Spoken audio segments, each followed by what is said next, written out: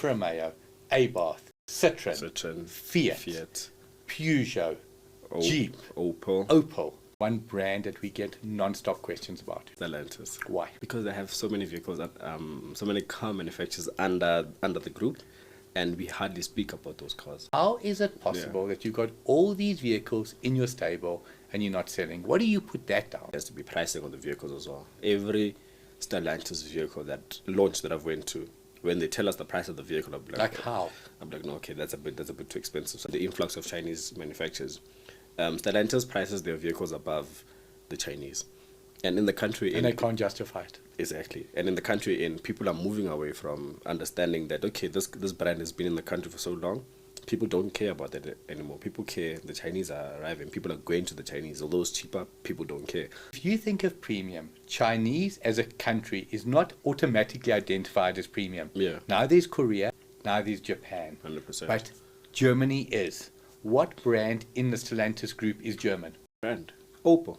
Who thinks of Opel as German? We're talking about Volkswagen, identifiably German. BMW, Mercedes, Audi. Yeah. Opel, why is it that if you say to a person, where's Opel made, they'll go like this? You should think twice. You know what? I actually don't know. The point I'm making, you've got a premium German product that is not perceived as such. If I say to you, positioning, where do you believe the Opel brand should be? It can't compete with Mercedes. They don't have the top-end cars.